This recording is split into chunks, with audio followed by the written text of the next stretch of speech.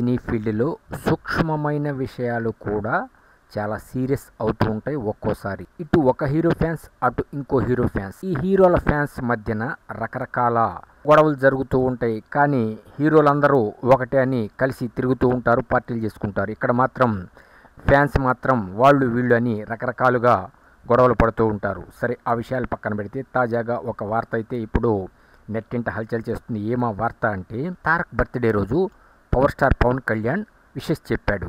అయితే దానికి రిప్లై ఇవ్వలేదుట తారక్. ఎందుకు అంటే తెలీదు, ఎవరికీ తెలీదు. అదే సమయంలో ఆయనకి విషెస్ చెప్పిన వాళ్ళందరికీ రిప్లై ఇచ్చారు, ఒక్క పవర్ స్టార్ పవన్ కళ్యాణ్కి రిప్లై ఇవ్వలేదు. ఏమిటి కారణం అంటే, అటు మెగా ఫ్యాన్స్ రెడీ అయిపోయారు ఫైర్ అవ్వటానికి, అవుతున్నారనుకోండి power star Pavan Kalyan fans. ఇటు తారక్ ఫ్యాన్స్ కూడా అలాగే సమాధానాలు చెప్తూ ఉన్నారు సోషల్ మీడియాలో, ఎక్కడ బహిరంగంగా అయితే లేదు. వీళ్ళ వాదన ఎలా ఉంది, తారక్ ఫ్యాన్స్ వాదన అంటే, ఎలా ఉంది అంటే, జనసేన పార్టీ ట్విట్టర్ హ్యాండిల్ నుంచి వచ్చింది కాబట్టి తారక్ రిప్లై ఇవ్వలేదేమో అని ఒక వాదన. ఏదైతే పవర్ స్టార్ పవన్ కళ్యాణ్దే కదా, ఇస్తే ఏమవుతుంది, అందరికీ ఇచ్చాడు కదా అని పవర్ స్టార్ ఫ్యాన్స్ వాదన. ఇక్కడ ఒక్క విషయం చెప్పుకోవాలి, అటు తారక్కి ఫ్యాన్స్ ఉన్నారు, ఇటు పవర్ స్టార్కి ఫ్యాన్స్ ఉన్నారు. కాకపోతే పవర్ స్టార్ ఫ్యాన్స్ అనగానే మనం మెగా ఫ్యాన్స్ అందరినీ కలుపుకోవాల్సింది. ఎందుకంటే ఆ విధంగా ఉంటుంది, ఒక్కసారి దూకారంటే మొత్తం ఒకటైపోతారు.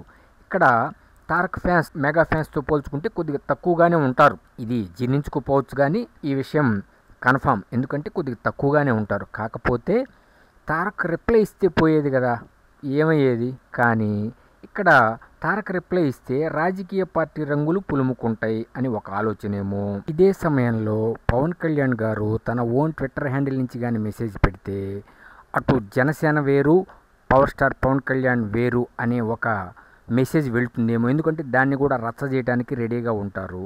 అందువల్ల జనసేన పార్టీ ట్విట్టర్ హ్యాండిల్ అయినా, నా ట్విట్టర్ హ్యాండిల్ అయినా, ఏదైనా సరే ఒకటే, నేనే అంతా అనే ఉద్దేశంతో ఆ విధంగా జనసేన పార్టీ ట్విట్టర్ హ్యాండిల్ నుంచి ట్వీట్ చేసి ఉండొచ్చేమో. తారక్ వీళ్ళకే సపోర్ట్ చేస్తున్నాడని ఒక ఆలోచనేమో. కానీ సపోర్ట్ చేసినా చేయకపోయినా ఇప్పటికీ ఎన్నికలు పూర్తి అయిపోయినాయి కాబట్టి ఇబ్బంది ఏమి లేదు. ఏం చేస్తే ఏమవుతుందో, ఏమంటే ఏం జరుగుతుందో, సోషల్ మీడియాలో రచ్చ స్టార్ట్ అవుతుందేమో అని ఇవ్వలేదేమో. ఇలా ఏ విషయమైనా రచ్చ అయిపోతుంది. సోషల్ మీడియా దెబ్బకి ఏం చేయాలన్నా కూడా ఇబ్బంది అవుతుంది. కాబట్టి పర్సనల్గా ఏమైనా మెసేజ్ ఇచ్చారేమో బై ఫోన్ ద్వారా, అది కూడా ఆలోచించాలి.